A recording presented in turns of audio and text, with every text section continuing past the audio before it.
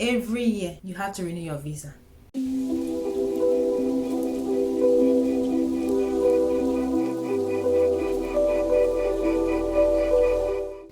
Hi everyone, welcome back to my channel. It's a girl, the Sassy Engineer, and today I'll be talking about New Zealand. As always, you all know I love New Zealand.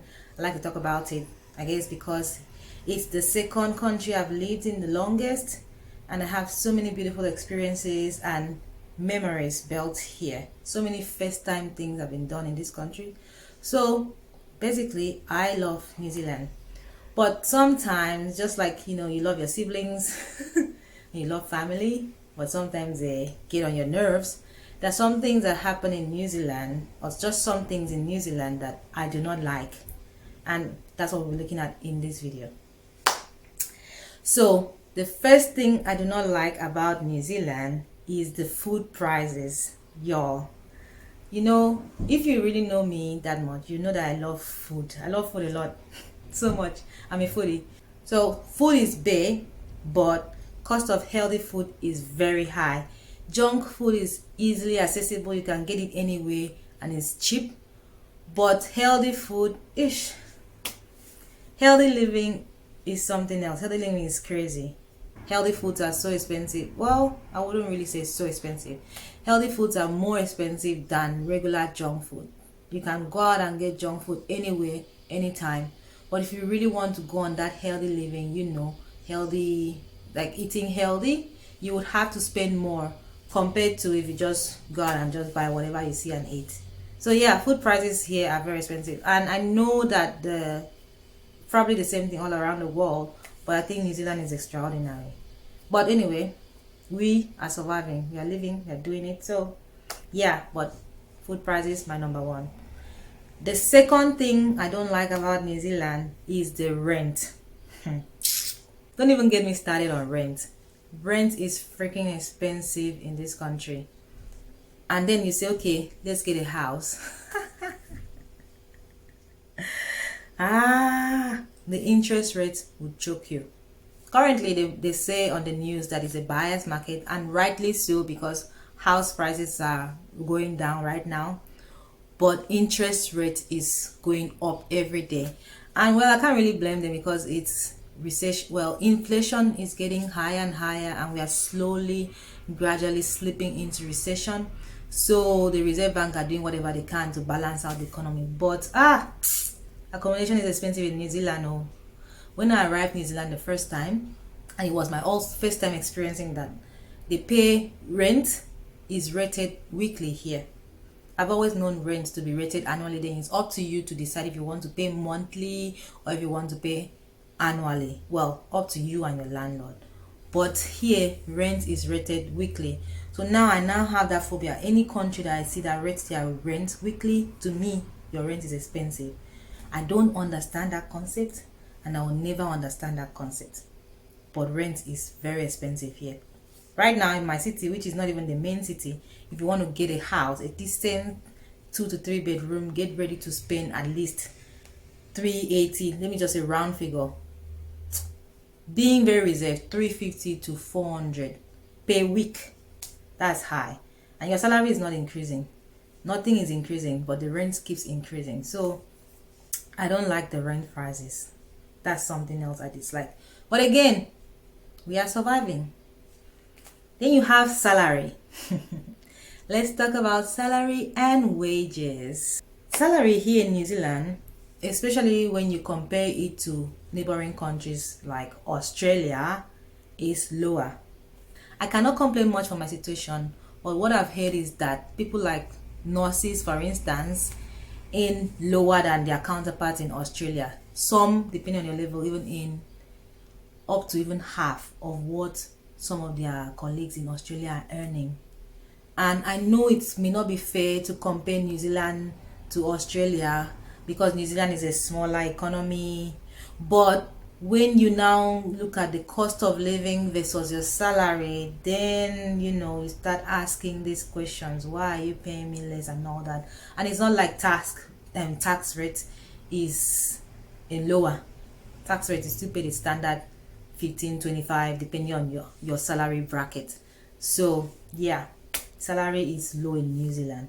But still in this same New Zealand, there are people that are earning in 6 digits per month. And it's not small 6 digits like, 150, one in the 200s, in the 500 per month in this same New Zealand. So yeah, you just have to find the niche that suits you. But for the same level of job, the same responsibilities, the same duties you have to execute in New Zealand, you can earn more in bigger countries. Then again, as a country takes, it also gives. Something I like about New Zealand, which I'm just going to chip in here so people will not think that I am money focused, is that their work-life balance is very good. Generally, most employers understand that you are an individual, not a machine. So you would have family, and sometimes family emergency comes up. So that part is where it balances out. Even though you're not earning so much like your friends in Australia or US or whatever, you still can have that work-life balance. So that's the good side of it. But their salary is lower. Number 4, travel outside of New Zealand. New Zealand is not called down under for nothing. The nearest country to New Zealand is 4 hours by air. If you want to now go to countries like UK, US, we are talking 19 hours upwards. But that's not it. For me, who will travel to Nigeria, and for people from some other African countries, you need at least 28 hours to travel. So for at least 28 hours, you'll be on the road. And then the airfare, that one is one person, somebody's 1 month salary. So the airfare is very expensive. Before COVID, it was fair, because I know that before COVID, I got a flight ticket for 1,600 roughly, but also they said that was a good deal, that you never really see those deals. I know that sometimes you could get 2,000, but after COVID, right now, and I checked, flight ticket is like 3,500 upwards. Now if you want to even get a cheaper one, maybe you get $200 off, so like say 3 or something, and that one you have to be on the road for at least 50 hours. So you're talking almost 3 days on the road. Nah, traveling outside of New Zealand is always a hassle, but people still do it. The fare is also very expensive sometimes, especially if you don't book too early. We're hoping that by next year the fare will drop, hopefully. I don't know, but that's the hope. Lastly, and the oga patapata of them all, is visa.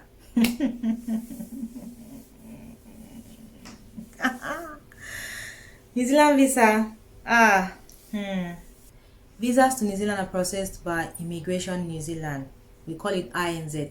So it's a government agency under MBIE, which stands for Ministry of Business, Innovation and Employment. Now, there are different types of visas, as you already know.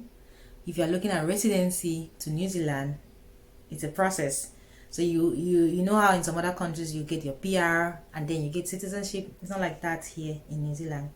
In New Zealand, you have to be a temporary resident first. In that one, you still have your requirements like permanent resident, just that you're temporary. Then you become a permanent resident before you can even smell citizenship. But that's not even the main problem.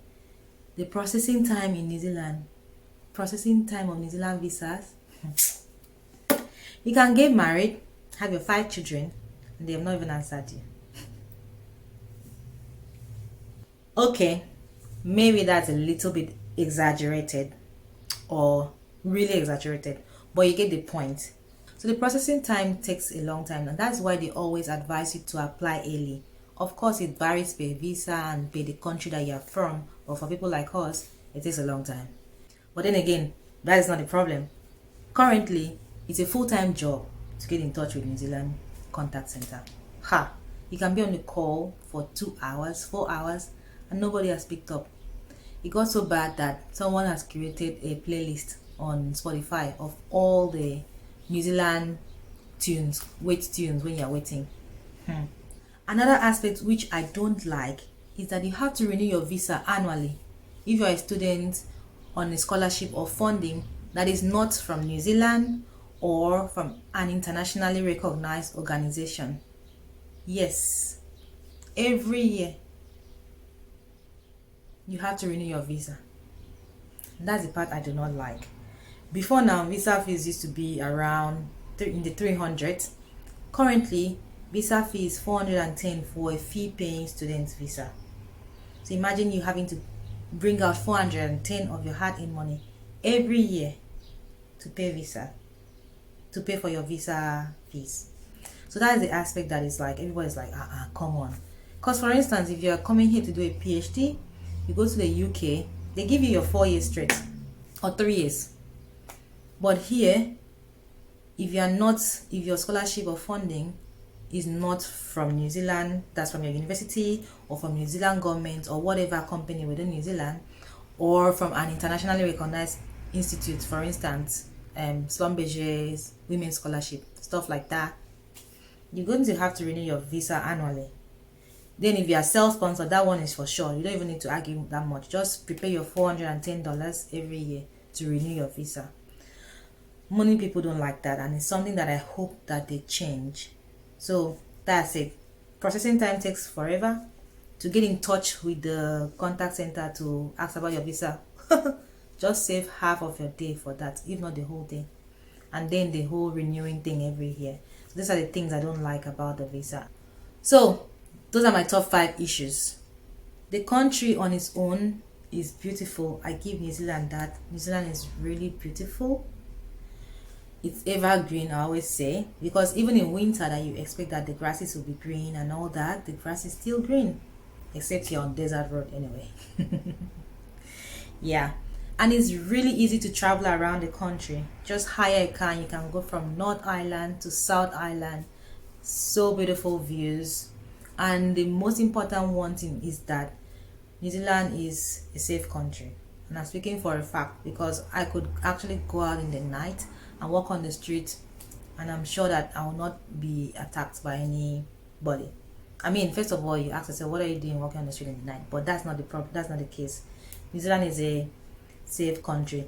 Matter of fact, it is ranked at number 2 on the global safety list, to show you that it's safe. Their safety index is quite good. So that's it from me. And as you know it, till next time, it's your girl, the Sassy Engineer, and I'll see you in the next video. Bye now.